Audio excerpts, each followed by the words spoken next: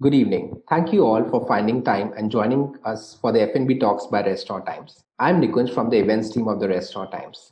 Before we start, a very quick introduction of what F&B Talks is all about. Well, F&B Talks by the Restaurant Times is a knowledge series through which we are bringing together people who seek a deeper understanding of the worlds of restaurant. Our aim is simply to build a free knowledge base on various aspects of running a restaurant and the business. Today we have with us Puja Sahu, co-founder of the Potbelly. As far as cuisine goes, Bihari food doesn't get as much attention as compared to its glamorous Mughlai and Punjabi food in North India, and that's exactly what Potbelly is trying to change. With delicious food, a cozy ambience, and a great service, Potbelly Cafe has become one of the most loved spots in Delhi NCR and now even in Bengaluru. Folks who are watching us from Delhi would know that their first outlet was at a rooftop located in the middle of the urban village called Shapur Jat. Started in 2012 with a personal investment by Pooja and her co-founder, in just 8 years, Potbelly has opened up in 5 locations, out of which one is in Gurugram, two in Delhi, one in Bangalore, and one in their home city, Bihar.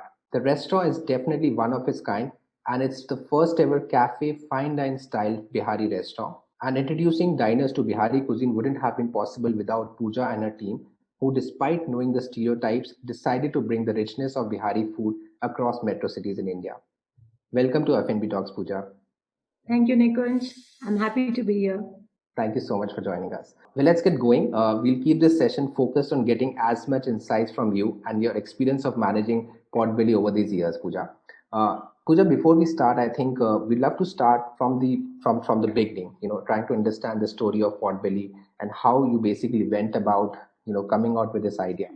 We even heard and we actually read somewhere that you were a fashion designer before starting Potbelly. I'm very curious to understand how did this idea came to you and what were the seeds that sowed the concept of Potbelly when you started? Like you said, I was designing for 12 years, and at some point in my career, I felt there was a vacuum, and I didn't feel driven towards my work. I felt there was a sea of untapped potential in me that wasn't getting used and utilized well.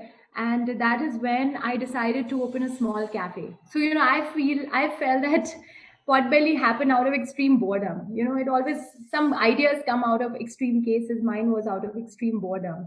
Okay. And it was not about opening a Bihari restaurant and glorifying it or anything like that, because that idea did not come to me initially. But I wanted to just open a cafe. And then it was a friend of mine who also later invested in the business with me. She suggested that I should serve what my mother cooks. And then I was like, Mhm. are you sure? Because this is Bihari food. We will be labeling it as Bihari food. And like you rightly said, Nikunj, the stereotypical views people have about Bihar, and it's very non-glamorous. It's Mhm. like people also think there is so much of lawlessness, and nothing great about the state has ever been talked about. It's never been glorified. It's never been spoken about in a positive light. So Right. that was the fear, and I was like, I don't think I should call it Bihari food, but at the end of it, I realized this is what we're going to serve. We can't Mhm. shy away from the Right. reality. It is Right. Bihari food. So then we said, okay, we'll see Right. how it goes. And Absolutely. and a lot of people thought this idea was outrageous, and like, why would I open a Bihari restaurant Mhm. about which people knew nothing, and it was a much lesser known cuisine. And in fact, it was not known at all, apart from that one trademark dish that we have, Litti Chokha. Nobody knew anything else about Potbelly, about Bihari cuisine. And what we have on the menu is diverse and extremely flavorful. And of course, so that's how the idea was born. And yeah, so this is Wonderful. how. Yeah, because I think I just remember one of my first experiences with Potbelly. Again, it was sometime in 2014 or 15, and I was going out with a friend, and we were just talking that hey, let's go out and get some food this evening at Chapurjat, and I gave him two options. So, what do you want to have, Italian or Bihari? And I think he just felt that okay, I'm just kidding, and he said, oh, okay, we'll go for a Bihari food. And I heard about Potbelly, and I took him there, and she was like completely wowed by the food and the ambience that you had. And I think that just suddenly it was a moment that that the whole idea about what richness this food cuisine actually brings on board was completely broken away. Absolutely, I think completely relate to your point. And your first restaurant was one of the most talked about restaurant. I must say, during that time of 2 3 years when Shapurjat was also emerging as this hip place in Delhi, and Potbelly was of course the showstopper there. So absolutely kudos to you and your team on actually bringing this brand where it is today. Uh, we'd also want to understand, Pooja. I think since you have seen this journey of starting up, scaling the business, bringing it where it is today. As an entrepreneur, what were your initial challenges? What were your typical challenges that you faced in setting up that first restaurant in Delhi and actually bringing it to a stage where it became, so viral through its word of mouth? And how did you overcome of some of those challenges? So, of course, there were only challenges, I would say, because I had no experience of running a restaurant. I had no F&B background, no technical knowledge about running a restaurant. It was just, I think I was riding high on my creative ideas. And I don't think one should only do that because it can be a recipe for disaster. So you definitely need to, seek advice from experts. You need to go all out and know more about how a restaurant is run because as fancy as it may sound, it is there's a lot of work that goes into it, and it is an industry where you cannot make too many mistakes because if a customer has a bad experience, they're never going to come back. Not only that, they're going to talk about how bad the experience was to so many others. So the challenges were, of course, initially that I did not know anything about it. Secondly, we had limited funds, so everything was done on a very tight budget and on a shoestring budget. So we had to really use all our creativity to to ensure that the place looks, attractive with less, with limited resources. So Right. that was one challenge, and the other challenge was that now I was going to hire people. Being a woman boss, no matter how cliche it sounds, it is a challenge. At least initially, till you prove yourself, we have to prove ourselves so much more than Yeah. uh, a male boss. So that was another challenge. So the path was Hmm. full of challenges, I would say. Got it. Yeah.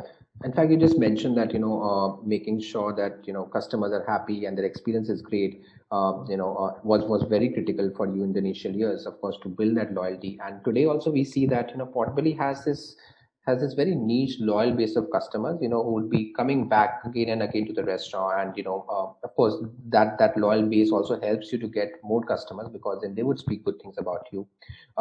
We have read, that initially you were always there in the restaurant. Today also, I think you are seen around the restaurants, serving the customers, interacting with them.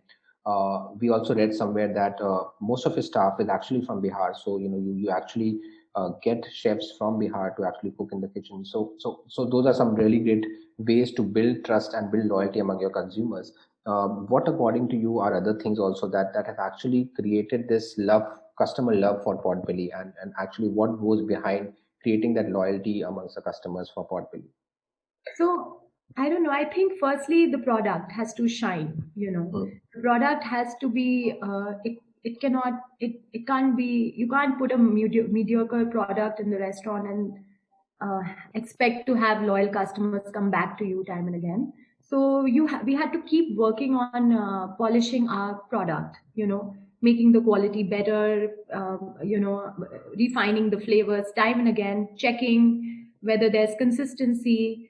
So that goes on a lot. Even today, we like check on the smallest of things, mhm, which my cooks have been making for years. But because also like their job kind of becomes a little mundane if you don't sort of motivate them or like not only motivate them. I feel you need to work with them to make it mm, exciting for them and not leave them to do things on their own. So that consistency of food, refining it, being around at the restaurant, especially when it's crowded, when there are customers, and so that you can interact with them and understand what they didn't like about your product, or their feedback is very very valuable, because once we receive feedback, then we yeah. start to work on addressing their issues. Mm. So also getting to know your customers is very important, and reinventing yourself, adding new flavors, new dishes to Right. the menu, exciting your customers even more time and again. So So how that's does the feedback mechanism actually work at Potbelly? Well, I mean, what so specifically do? feedback, we do give feedback forms. We don't have any, you have those fancy Yeah. ways of recording customer feedback and loyalty programs and all of that. We Right. don't get too much into that because there's no end to it. So Mm. we work in the backdrop a lot to make sure that there is no room for complaints or a dissatisfaction.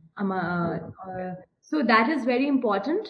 The feedback is when we are interacting. So my staff, I've trained my staff to interact with customers and check with them if everything is going fine. When this the meal is served and when they start to eat.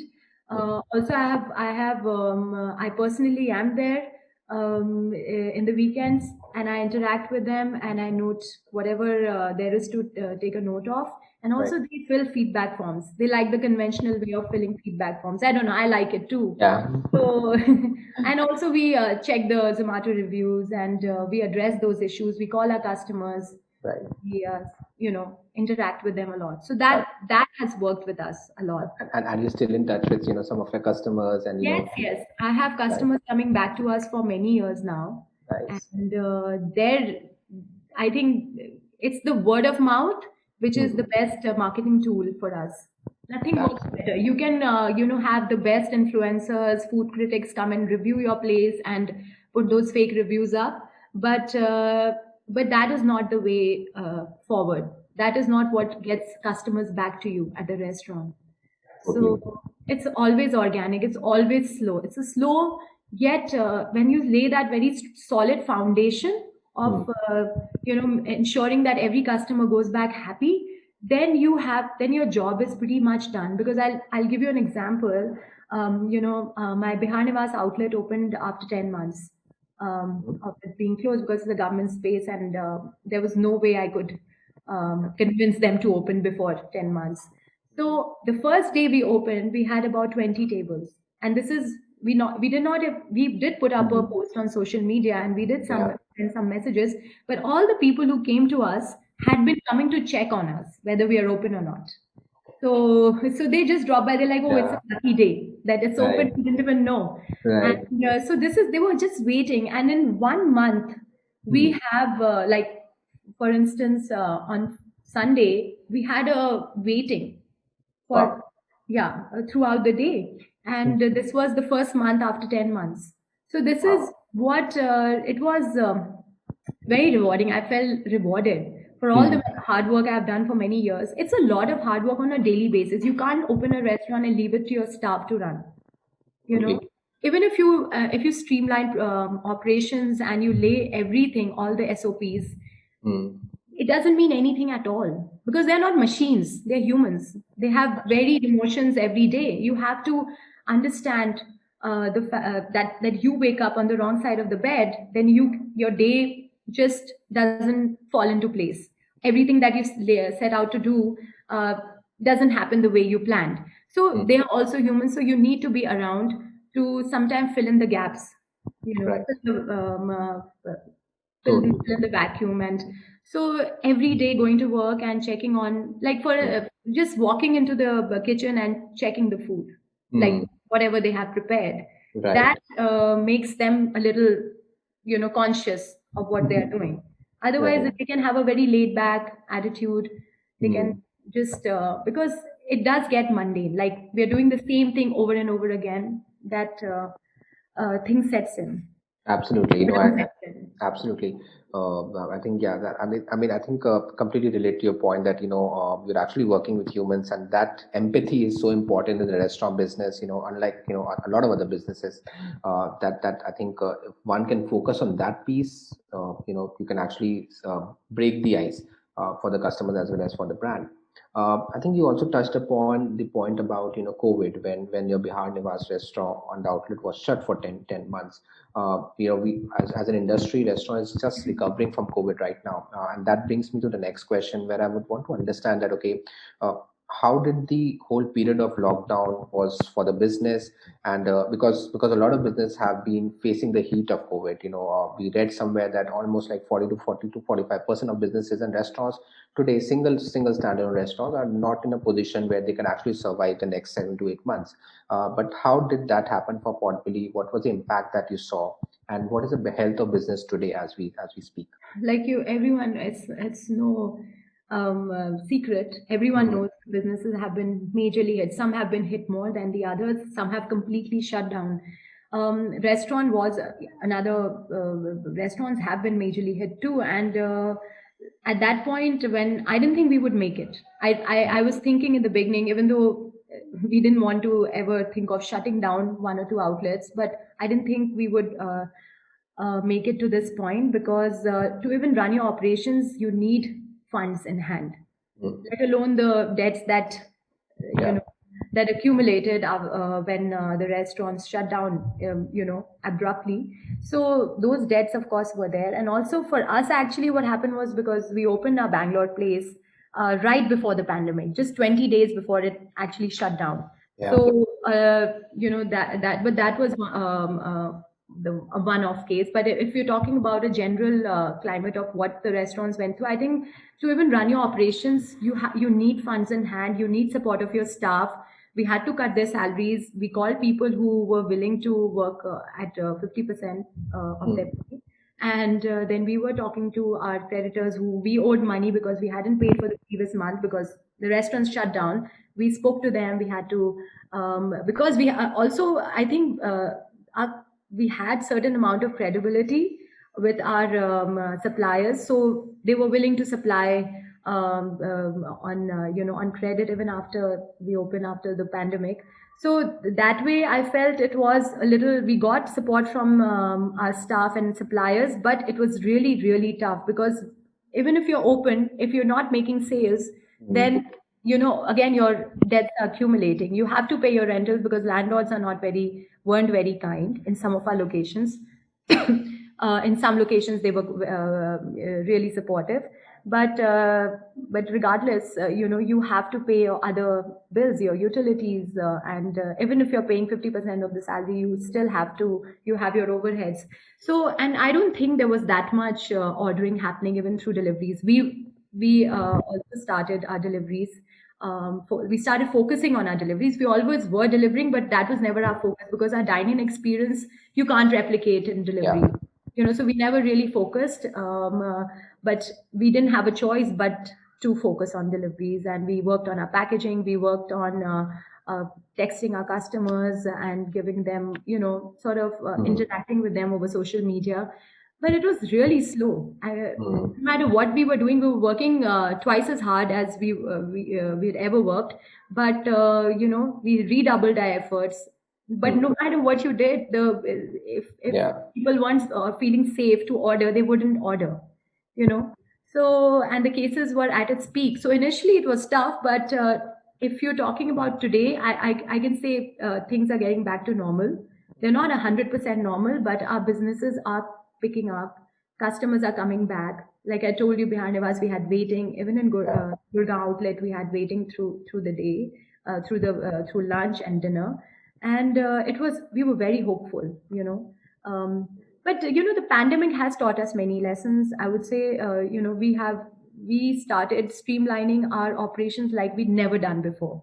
We started thinking of um, uh, we started thinking of things we would never ever think Mm. of during pre-pandemic because we were so caught up with other things. We were caught up with expanding. We were riding high on other things. So like, and there was a lot of resources that were getting wasted during the time when we were not really focused on the operation. So we started working on a lot of things which we wouldn't have otherwise. And like I'm always told by my spiritual mentor that use your adversities as as a springboard.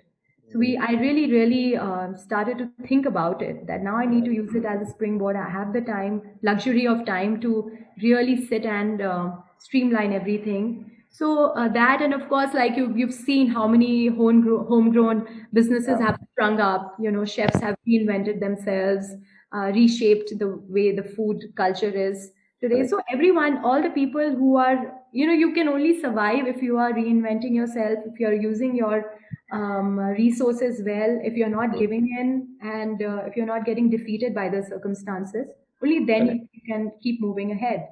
Right. So uh, it has taught us many lessons, and today I feel very hopeful that things will get back to normal and we'll do better than we've ever done I'm because sure. people have stayed home for way too long. Yeah, I'm sure things are going to, of course, come back in the big way. You mentioned about the Bangalore outlet that you opened just before COVID. How's the outlet doing now, and where is it located? Could you share some details, with Sure, us? sure. So, like in one of my interviews in Bangalore, I shared that Bangalore is the labor of our love. We put in Mm. a lot of our savings there because it's beautifully designed. We hired one of the better interior designers, and we went all out. It's on Indira Nagar, 12th Main. It's in Okay. a prime location, Mm. and it was unfortunate that it happened right before the pandemic. But before the pandemic, there were people coming dining in the sense there were a lot of people who knew about Potbelly who would get their friends. They were very nostalgic, Right. so they would come back with many friends and their families, and then it was a chain reaction, and then we started getting a lot of people. But after the pandemic, what happened was that all those people who knew about Potbelly naturally were working in Bangalore. They went back home, so Mm. it was absolutely dead. I think while Delhi was picking up a little bit, Bangalore Yeah. seemed completely deserted. Like the roads were Mm. deserted, the restaurants didn't even open. Like a lot of Mm. good restaurants didn't reopen. But we decided to be in the business. Like we decided to just Right. stay open and not to open later, but to stay open and. Even if there were few people coming in, few tables coming in, we were confident that they would come back again because Mm. we know that once people dine with us, they surely come back.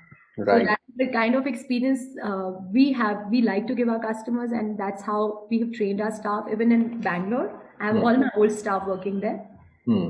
So it was majorly hit, and even today, we our sales have picked up, but we still need to work really hard. Yeah. Yeah. Right, right. And to help us understand, a lot of businesses have also pivoted to some newer models. For instance, cloud kitchens is something that a lot of fine dine outlets are also now pivoting into, where they're opening up a parallel brand which they're selling through the cloud kitchens, and they're also getting more on the online ordering side of business, where they're creating their own online presence because of the brand loyalty and the brand presence that they enjoy with. How's Podbill looking at some of these opportunities, or are you focusing on some new avenues to explore in 2021?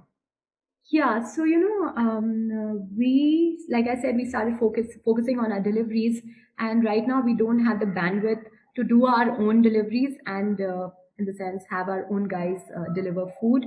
But that is the plan going forward because right now we are delivering through, on Swiggy and Zomato and others. Right. But we want to give a better experience, and that we can only ensure when we do our own deliveries. So Mm. that is the plan in the future because I know there are a lot of people who are not stepping out, and cloud kitchen is. I don't want to say it's the future because it'll be really sad if that's the future. But Mm. after the vaccines have come out, I really see people are easing into going to Right, restaurants, and they're just stepping out so much more. right. Psychologically, it plays on your mind that the vaccine is out, Bilkul. that you step out. Absolutely. And also herd immunity is getting developed. So I don't see honestly for Bihari cuisine, for a pizza, pasta, Pan Asian, deliveries are Mm. good. You Mm. know, they're fine with deliveries. But for our cuisine, you need the whole experience of dining at the restaurant, where Right. someone is guiding you through the food, telling you about the flavors. That Mm. is very important. It's very important for us to interact with our customers. So I don't know if I really want to, if I can replicate that dining experience through deliveries. We Mm. are racking our brain Mm. that how we can do it. So hopefully we'll come up with something Right. very different. where we Right. can, where customers can get this experience sitting at home. Right. So hopefully. But you feel that, for Potbelly, the dining experience cannot be replaced by any delivery or cloud kitchen kind of a No, it model. cannot be Yeah. replaced. And if at all it can be, we'll have to really, for that, we'll have to really strive True. very hard. True. Yeah, True. we have to Wonderful. really use our ingenuity and all Hmm. our resources to, figure Yeah. how we can do that. Got it. Tell us something about, how is your team structured? Who are the stakeholders in your team? How does the marketing happen? Give us a glimpse of, how does the Like Potbelly ask the core very team good actually works? question. No, I am not an expert in that because I'll tell you, my restaurant runs in a very conventional fashion. Of course, Okay. our finances and all are very organized now. We have a Hmm. good team of, my CA is really good. I have good accountants. I have a good finance team, which Mm-hmm. is where we are really working on where we are, again, like I said, we've streamlined that very well. But as far as like what were you saying about the marketing So structure? yeah, Yeah. So yeah. we have a social media team. We are sort of making a proper social media team. We are still hiring people. We are figuring it out. We need more committed and really good creative people. So Hmm. there is a dearth of that I'm feeling, because every day I go back to work and I ask my operations head that Right. have we come across anyone? And then he's like, yeah, we're still looking out for. Okay. There aren't any. So there are teams. We are building our teams. We Hmm. are, for every restaurant we have a setup, like a structure. But it's not. It's still very conventional. It's like a family-run thing. We Right. all are very. We go, like I said, I go every day to check Hmm. on things, to motivate them, and of course they're answerable. They are accountable for everything that they do, so they have to report to me and or the operations head. um, uh, so there is a structure, but I don't know how that Hmm. structure is in comparison to other restaurants. I Got still haven't interacted with other restaurateurs to understand how they work, so I don't know whether my structure works. got it. I mean, that I don't know if my advice here will be valuable for the listeners. Got it. Got it. All right. So I think I'll come to the other question. What would be your advice to any budding restaurateur who's trying to enter into a regional cuisine kind of a business? Now that could be, Marathi food or Gujarati or any specific, any niche regional food. And if a person who wants to build a startup, and if he wants to start with a single outlet, what would be your advice to them, considering that now we are in an industry where we have just recovered from COVID and the rules of the games, the business are also changing. Yeah. Absolutely. So I have always adopted this philosophy of starting small, thinking big, but starting small, really small, and making all your mistakes while you're really small. So it is, so that is important. You need to have 100% knowledge of the cuisine. So it was the food that we serve are my mother's recipes, but I learned to cook each and every item that is there on the menu. Hmm. I know what goes into the each ingredients that goes into every dish, and so the in-depth knowledge about your food is very essential. Where it comes from, where the produce is coming from, who are going to be your suppliers, who you're going to be, who's your target customer. So it's important to start small to test the waters, Hmm. and then sort of build on it. So foundation needs to be strong so that you can build any structure over it.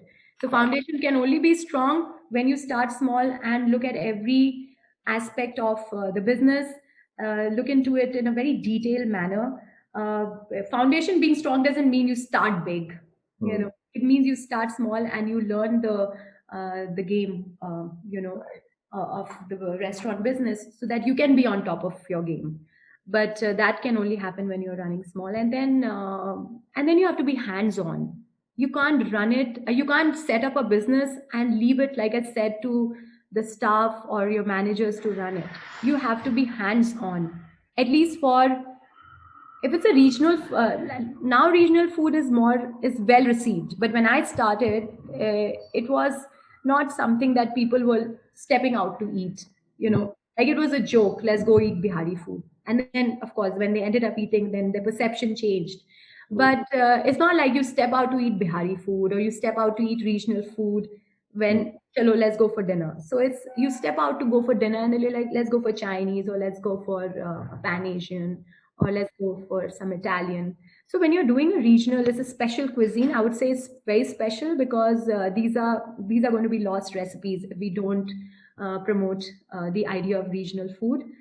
It'll die with your mothers and your grandmothers and whatever, and it'll never really be put on the table. So it's important, it's special to believe in your product and also know. I wasn't a business person, like I did not have that business acumen, but it can be acquired. You don't need to have it in you to do it, it can be acquired. You can learn the tricks of the trade.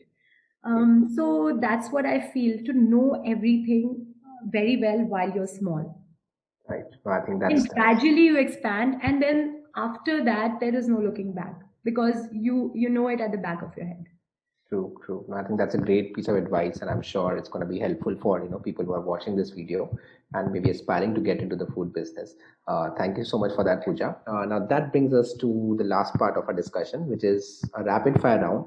I think we have had a good serious discussion on the business, on the impact of COVID. What are the steps that you're taking out, and we have got a very good idea of where Potbelly is today in its journey. We'd love to just get into the rapid fire round where we pose some quick questions to you, just to understand your tastes and preferences as a chef or as a restaurateur. So I have a few questions for you, and you can just respond with one word or whatever that comes to your mind. So tell us about your favorite cuisine apart from Bihari cuisine. I I love Japanese food. I like the kaiseki meals. Hmm. When I was traveling in Japan, I was enamored by it. I could eat it every day. Okay. Actually, that was my next question. If you could eat one thing for the rest of your life, what would that be? So I think No, you've no, answered. then I wouldn't eat it every day. I would eat something else more frequently. That'll Okay. be my mom's urad dal khichdi with aloo chokha. Oh, wonderful. Bunch of comfort. Comfort food for you. Yeah, All right. Choose one thing, cheese or chocolate. I love both, and you can't imagine to what extent. But chocolate. Chocolate. All right. What would be your favorite restaurant, India, internationally? Anything that comes to mind? It's unfortunate that I didn't keep a track on all the restaurants that I was dining at in Japan. Mhm. But yes, there is a place in the US which I really like called Mao. It has Vietnamese food. Again, that is also one of my favorite food cuisines. And here, I like going to Darjeeling Streamers, and then at some point I used to like Yaocha. All right. What's your favorite item or from the Potbelly menu? My favorite, it varies with my mood, but I like the bagya. It's a But yeah, vegetarian. I like the keema bagya. but yeah. All right. What's your favorite kitchen gadget now that you mentioned that you cook a lot? So, oh, I like my oven. I like baking. great. I think yeah, that's about it in the rapid fire round. Thank you so much, Pooja, for joining us. We had a very good conversation. I'm sure your insights or learnings would be I really hope valuable. I hope so. I just rambled whatever I felt, whatever came to No, my mind. And I'm not really an expert. I have learned the trade through my own experience of running the restaurant. I had no prior knowledge. So I don't know how helpful it was. But thank you, Nikunj. It was really a pleasure to chat with you. thank you so much. Thanks a lot, Pooja. Have a Thank good day. you. Bye. Take Bye. care. Bye.